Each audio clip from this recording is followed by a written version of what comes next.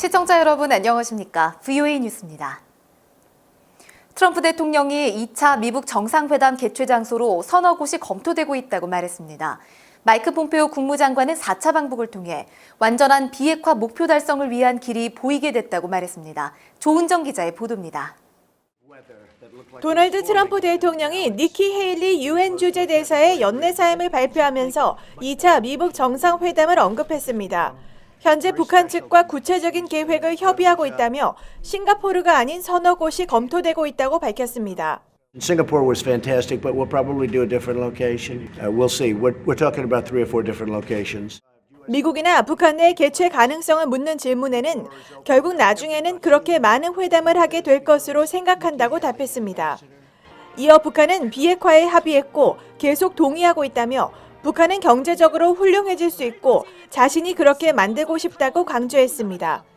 대북 제재는 해제를 하고 싶지만 무언가 받아야 한다고 밝혔습니다. We haven't removed sanctions. We have very big sanctions. I'd love to remove them, but we have to get something. 4차 방북 후 복귀한 마이크 폼페오 국무장관은 목표 달성을 위한 길이 보인다고 강조했습니다. While there's still a long way to go and much work to do, we can now see a path to where we'll achieve the ultimate goal, which is the full and final verified denuclearization of North Korea. 이런 가운데 국무부는 북한이 풍계리 핵실험장에 사찰단을 초대한 대목을 높이 평가했습니다. So inviting inspectors to join, to take a look and do their work is entirely different from what we've seen already. 이런 가운데 트럼프 대통령은 제2차 미북 정상회담은 11월 6일 중간선거 이후가 될 것이라고 밝혔습니다. VOA 뉴스 조은정입니다. 북한과 중국, 러시아가 9일 러시아 모스크바에서 외무 차관급 회담을 가졌습니다.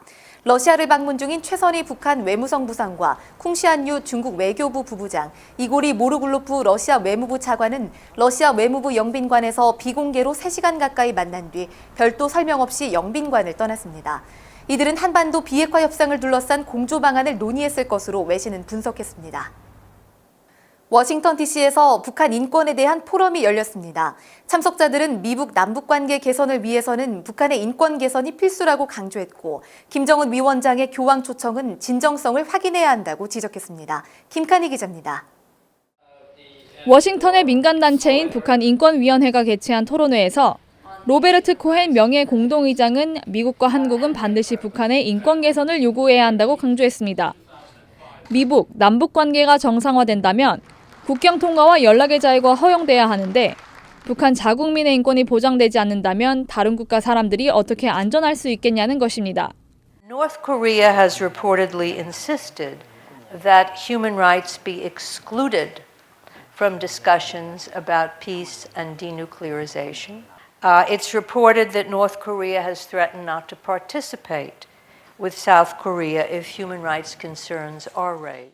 탈북민 지성호 나우 대표는 북한은 제재 때문에 협상에 임하고 있다면서 미북 협상에서 북한 인권 문제는 비핵화 문제와 함께 다뤄줘야 한다고 주장했습니다. 우리가 북한 인권을 이야기하지 않으면 이제 북한은 변화될 의지가 없기 때문이죠. 북한의 정치범 수용소는 지금도 이제 존재하고 있습니다. 북한 김정은 위원장의 프란치스코 교황 방북 초청에 대해서는 대북 제재를 약화시키려는 의도라는 분석이 나왔습니다. I think that Kim Jong-un is trying to undermine the economic sanctions regime. This is part of a propaganda campaign aimed at that strategic objective. 따라서 초청의 진정성을 확인해야 한다고 지적했습니다. 스칼라티 사무총장은 또 북한의 종교의 자유가 없다는 것은 누구나 아는 사실이라며 교황이 방북한다면 북한의 인권 개선 메시지를 전해야 한다고 말했습니다. VOA 뉴스 김칸희입니다. 세계적인 시계회사 스와치그룹의 시계가 평양에서 약 $100에 판매되고 가구 전문회사 이케아의 제품도 북한에서 불법적으로 판매 전시되고 있다고 호주 언론과 NK뉴스가 보도했습니다. 이에 대해 스와치와 이케아는 북한과 어떠한 제휴관계도 없으며 누군가 외국에서 구매한 제품을 북한에서 팔았을 가능성이 있다고 밝혔습니다. 북한 전체 인구의 40%인 1,300만 명이 식량 부족을 겪고 있으며 북한 어린이 약 280만 명에게 인도주의 지원이 필요하다고 유엔 아동기금 유니세프가 밝혔습니다. 유니세프는 상반기 보고서를 통해 이같이 밝히고 치료가 필요한 중증 어린이가 6만 명이며 급성 영양실조 어린이도 12만 명에 달한다고 지적했습니다. VOA 뉴스 마칩니다. 시청해주신 여러분 고맙습니다.